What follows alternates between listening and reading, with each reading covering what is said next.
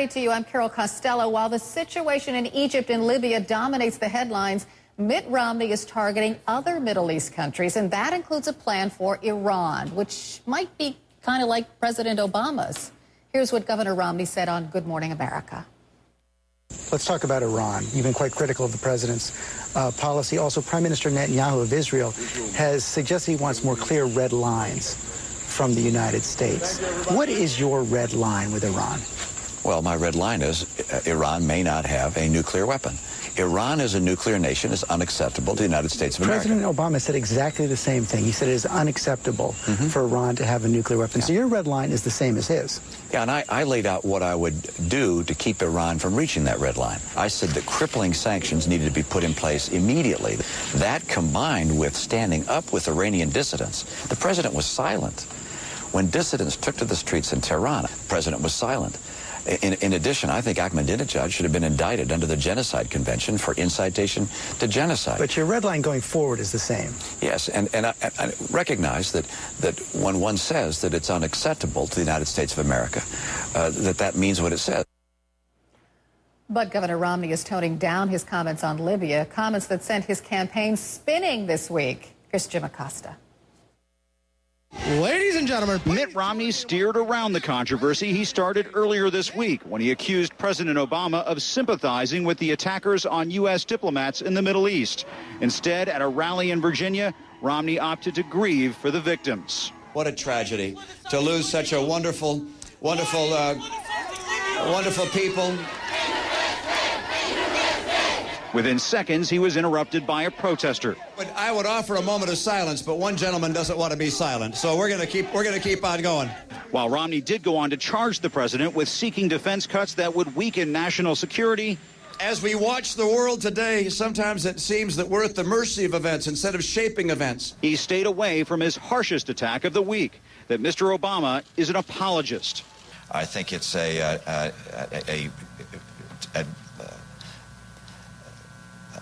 terrible course for America to stand in apology for our values. But there are no apologies for Romney's comments. A senior campaign advisor told CNN it was wrong for President Obama to not immediately criticize the mob that ripped down an American flag at the U.S. Embassy in Cairo. The Romney campaign also pointed to support it received from former members of the Bush administration. Former Defense Secretary Donald Rumsfeld tweeted, "The attacks on our embassies and diplomats are a result of perceived American weakness." Mitt Romney is right to point that out. And Liz Cheney, daughter of former Vice President Dick Cheney, wrote in the Wall Street Journal, "Apologizing for America, appeasing our enemies, abandoning our allies, and slashing our military are hallmarks of Mr. Obama's foreign policy." Other conservatives have disagreed. Romney looked weak. Columnist Peggy Noonan was critical of how Romney defended his initial remarks on the attacks at a news conference. At one point, he had a certain slight grimace on his face when he was taking tough questions from the reporters, and I thought he looks like Richard Nixon. A senior Romney advisor told CNN the campaign is confident this controversy will blow over, but the question is whether there'll be blowback with voters. But that advisor insisted this criticism will serve the campaign well, highlighting what he called big differences in the race. Jim Acosta, CNN, Ronkonkoma, New York.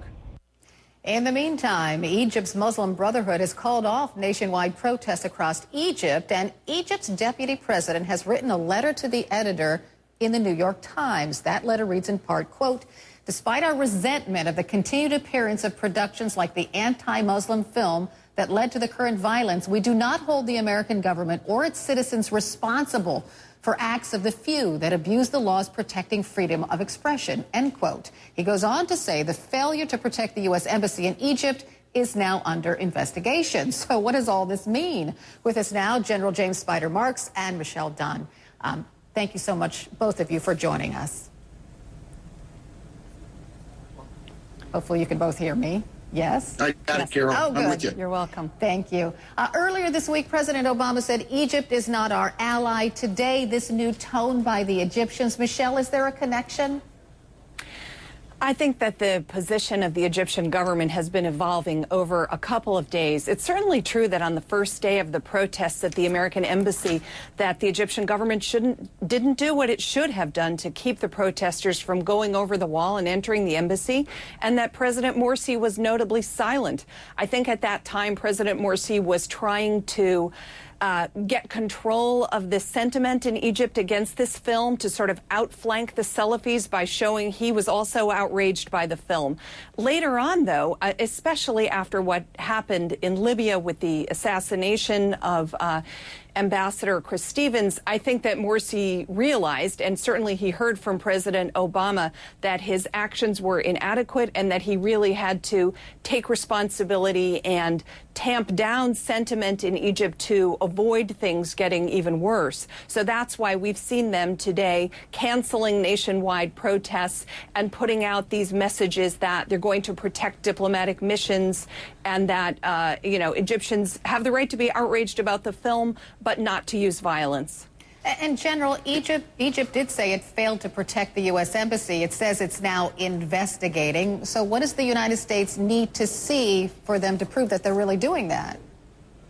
Well, Carol, I think one of the prime motivations that hasn't spoken yet is the United States gives billions of dollars to Egypt annually.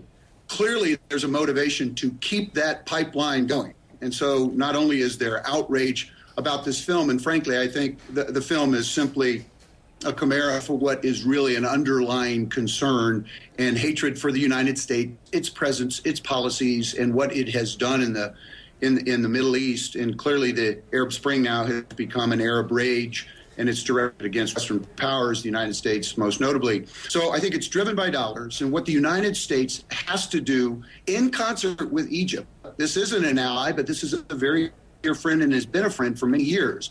As this new government emerges, it needs to embrace the United States and take very, very seriously these activities that are taking place in Cairo and look at what took place in Libya and say, we cannot allow this to happen or we lose a very dear friend that's been a friend of ours and a supporter for years.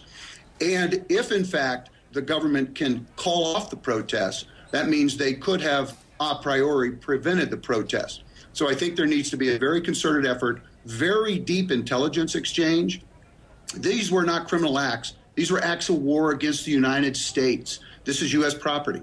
And so this is clearly an effort led by the Central Intelligence Agency. All other U.S. intelligence agencies would be subordinated to the CIA in terms of intelligence collection and sharing with the Egyptians, sharing with the Libyans to ensure that we can find out who conducted these activities, where are their works, where are their command and control activities, and we can go after them in concert with the host nation.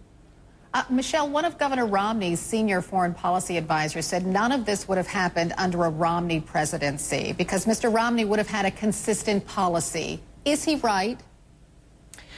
Well, look, I have to say that I think that the Obama administration, while they're doing the best they can to handle this very difficult crisis this week, over the past year and a half, has been, has sent mixed signals about the degree of their support for the changes in the Middle East.